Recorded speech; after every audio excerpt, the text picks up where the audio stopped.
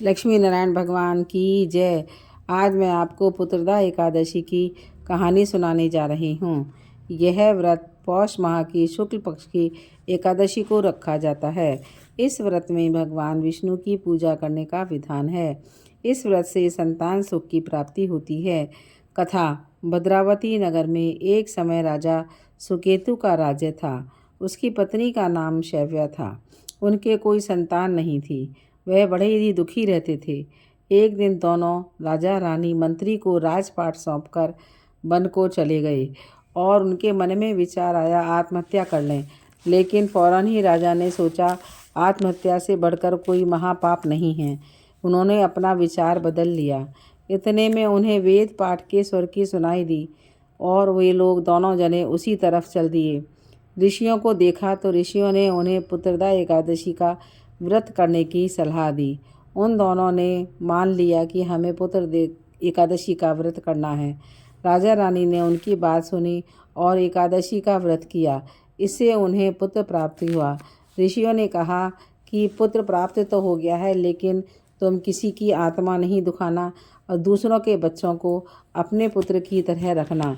इस व्रत में सुबह उठकर स्नान करके विष्णु सहस्रनाम का पाठ करना, ओम नमः भगवते वासुदेवाय की माला करना, एकादशी व्रत की कथा सुनना और सात्विक भोजन करना। भोजन में लहसुन प्याज का सेवन बिल्कुल भी नहीं करना चाहिए। एकादशी पर चावल खाना कीड़ों के बराबर होता है। एक समय भोजन करें और शाम को विष्णु भगवान जी को भोग लगाएं, आरती करें और ओम नमः भगवते वासुदेवाय का हर समय जाप करते रहें। रात्रि को जागरण करें, मन को शुद्ध एवं रखें, किसी की निंदा ना करें, किसी की बुराई ना करें, किसी की निंदा ना करें, शुद्ध साफ कपड़े पहनें, किसी भी का भी अनाज का सेवन नहीं करें, मूली बैगन गाजर नहीं खाएं, मेवा खाएं और मखाने वगैरह खाएं, फलाहार करें और सेंधा नमक का सेवन एक समय करें। शाम को घर के मंदिर में दीपक प्रज्वलित करें, आरती करें, भोग लगाएं और तुलसी मैया पर दीपक प्रज्वलित करें और दूसरे दिन द्वादशी तिथि को चावलों की खिचड़ी बना करके विष्णु भगवान को भोग लगाएं।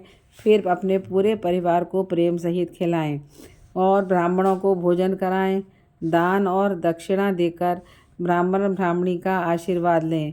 एकादशी व्रत का पारण करें, तभी हमारा पुत्र संतान प्राप्ति सफल होती है। पुत्र प्राप्ति के लिए हमें हर साल व्रत रखना चाहिए। एकादशी व्रत के दिन ओम नमः भगवते वासुदेवाय मंत्र का जाप सारा दिन करते रहें।